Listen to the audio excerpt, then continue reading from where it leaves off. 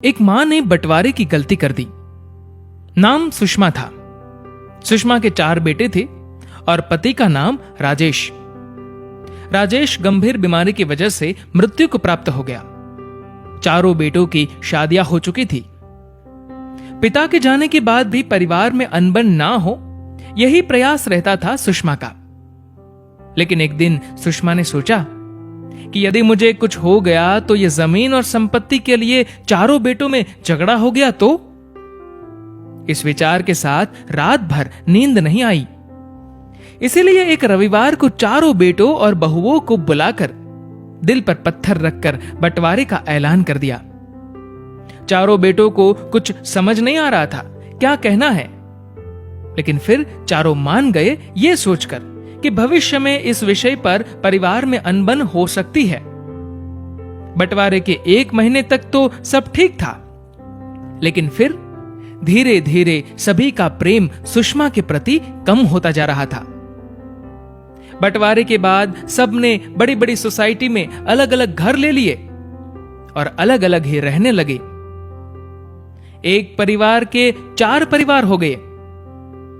सुषमा यही तो नहीं चाहती थी, इसीलिए तो बंटवारा किया था कि परिवार एक रहे। लेकिन यहां तो सब कुछ उल्टा हो गया। इतना ही नहीं, अब तो ऐसा वक्त आ गया कि बहुएं भी बात बात पर अपनी सास सुषमा को ताना मार देती थी। हद पार तो तब हुई जब एक बेटे ने कह दिया कि मां, कितने दिन और हमारे साथ रहोगी? कुछ दिन दूसरे भाइयों के साथ भी तो रह लो। अर्थात बोझ बन चुकी थी।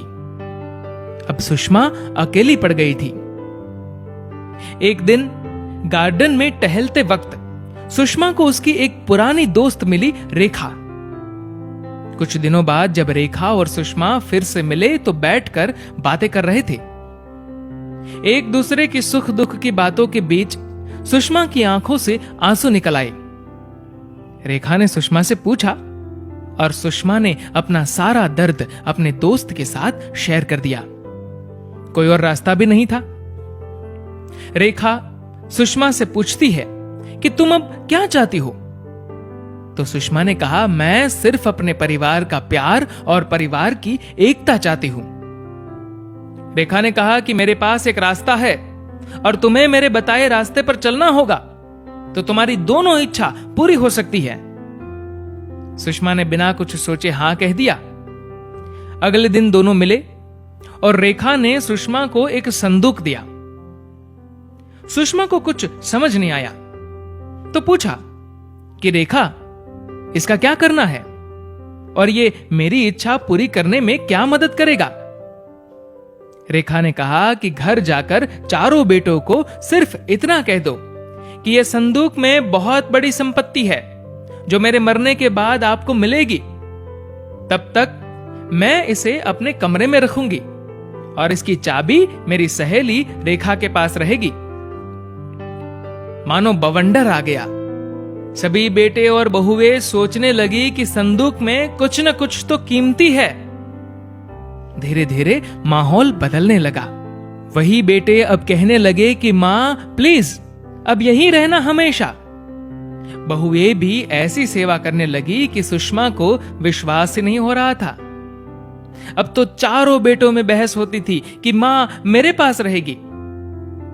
सुषमा ये सब देखकर खुश तो थी, लेकिन वो सभी की नीयत को समझ गई थी।